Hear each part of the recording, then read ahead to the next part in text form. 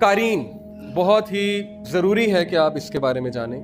قرآن مجید میں بھی اس کا ذکر ہے، حدیث پاک میں بھی اس کا ذکر ہے۔ صحابہ کو رسول اللہ صلی اللہ علیہ وسلم نے ایک بار کہا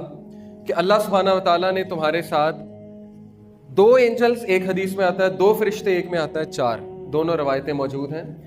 عبداللہ بن مسعود صلی اللہ علیہ وسلم بیان کرتے ہیں کہ رسول اللہ صلی اللہ علیہ وسلم نے فرمایا کہ تم میں سے کوئی بھی ایسا نہیں ہے مگر اس کے ساتھ جنوں میں سے ایک جن ہم نشین لگایا گیا ہے۔ تو جب آپ پیدا ہوتے ہیں، انسان پیدا ہوتا ہے تو اس کے ساتھ ایک جن پیدا کیا گیا ہے۔ فرشتے بھی ہوتے ہیں لیکن ایک جن اس کے ساتھ ساری عمر رہتا ہے، اس کا نام قارین ہے۔ تو صحابہ نے کہا کہ اے اللہ کے رسول، کیا آپ کے ساتھ بھی؟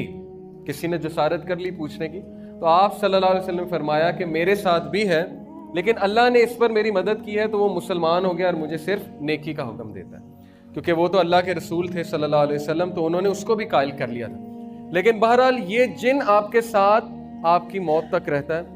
یہ آپ کی شکل بھی داڑ سکتا ہے، یہ آپ کی آواز بھی نکال سکتا ہے، یہ آپ کے جیسے حرکات و سکنات بھی کر سکتا ہے۔ یہ وہ جن ہے جو وسوسے ڈالتا ہے،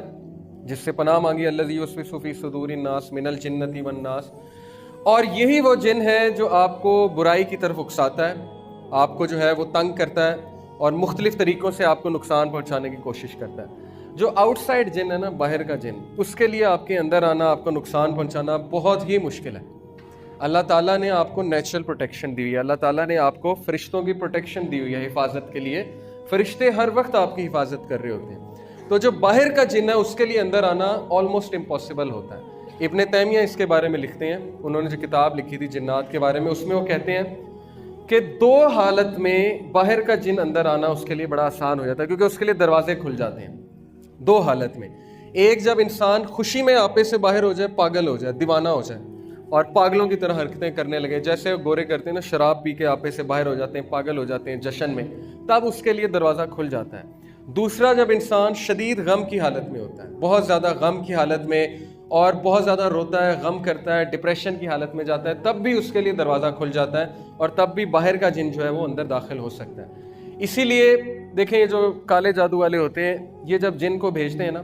پہلے تو یہ آپ کے قارین کے ساتھ ڈیل کرتے ہیں اور قارین کے تھرو ہی نقصان پہنچاتے ہیں، لیکن اگر باہر کا کوئی طاقتور جن ہے جس سے نقصان پہنچانا ہے تو وہ پہلے نا خواب دکھاتا ہے۔ وہ شیطان جو ہے پہلے آپ کو خواب دکھاتا ہے، اگر آپ اذکار کر کے نہیں سوئے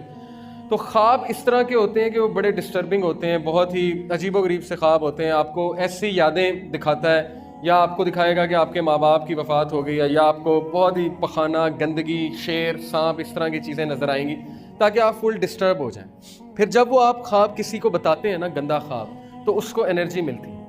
اس کو پاور ملتی ہے، اس کو طاقت ملتی ہے اس جن کو، کیونکہ وہ خوش ہوتا ہے کہ دیکھو میں نے اس